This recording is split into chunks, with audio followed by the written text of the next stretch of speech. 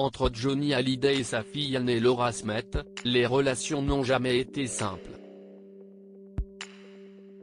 Né en 1984 de la relation du rocker avec Natalie Baye, l'actrice de 34 ans conteste aujourd'hui aux côtés de son grand frère David, 51 ans, dont la maman est Sylvie Vartan, le testament laissé par leur père, qui les déshérite au profit de leur belle-mère Laetitia, 42 ans, et de leur demi-sœur Jade, 13 ans, et Joy, 9 ans. Et alors que le clan continue de se déchirer par médias interposés, le magazine VSD dédie cette semaine sa couverture à l'amour brisé de Johnny et Laura, l'histoire secrète d'un père et de sa fille. Dans l'article qui leur est consacré dans les pages de ce numéro en kiosque le 22 février 2018, nos confrères sont largement revenus sur la période trouble qui a rythmé le quotidien de Laura Smith. Entre 2004 et 2006, celle qui avait crevé l'écran par son talent d'actrice dans Les corps impatients, 2003, avait partagé la vie de Frédéric Beigbeder. C'est aussi à cette époque que la jolie comédienne fréquente de plus en plus régulièrement les boîtes de nuit parisiennes, quitte à s'y perdre un peu trop. Puis vint sa rupture avec Frédéric Beigbeder. Tombée dans une spirale infernale, elle finit par se faire hospitaliser en psychiatrie à Sainte-Anne, à Paris, pour tenter de remonter la pente. Pas un grand moment de plaisir, mais si efficace. Puis j'ai fait une cure dans un centre et j'ai participé aux réunions des narcotiques anonymes. Il faut de la volonté, si une remontée éprouvante mais, peu à peu, on y arrive. J'étais très bien entouré. Ma mère, mon père, des amis, qui ceux-là, m'ont soutenu et continuent d'être à mes côtés, avait déclaré la principale intéressée au magazine Elle en mai 2008. Des relations toujours un peu spéciales avec son père dans VSD, on apprend que Johnny Hallyday qui avait donné son feu vert pour qu'elle soit internée à Sainte-Anne, en accord bien sûr avec Natalie Baye. Mieux, le rocker n'y était pas allé par quatre chemins pour éviter que sa fille rechute. Ainsi, Johnny l'avait fait interdire d'entrer dans certaines boîtes parisiennes, dont le Baron, lit-on.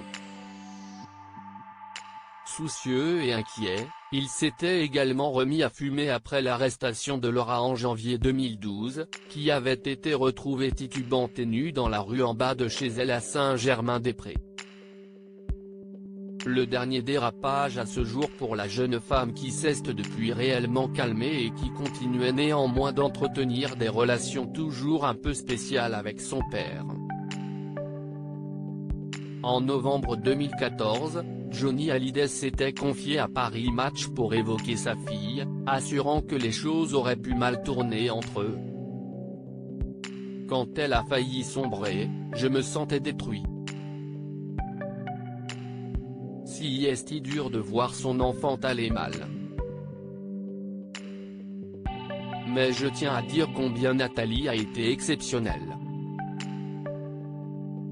Tout comme Laetitia, qui a été la voir tous les jours. On l'a entourée au maximum.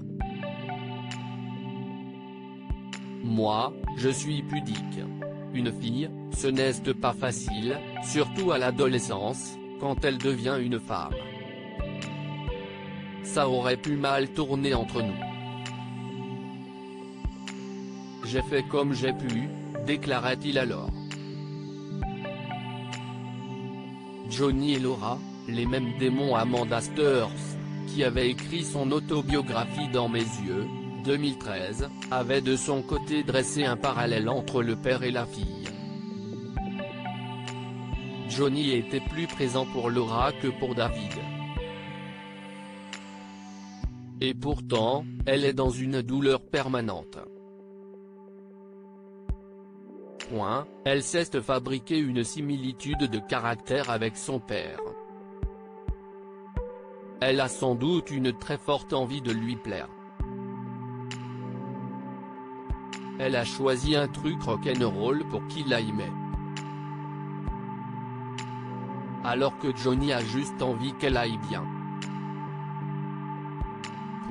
Ce qui est très étrange, si est que Johnny est confronté à quelqu'un qui est habité par les mêmes démons que lui mais il ignore comment la guérir, avait-elle analysé à l'époque dans un entretien accordé à Gala.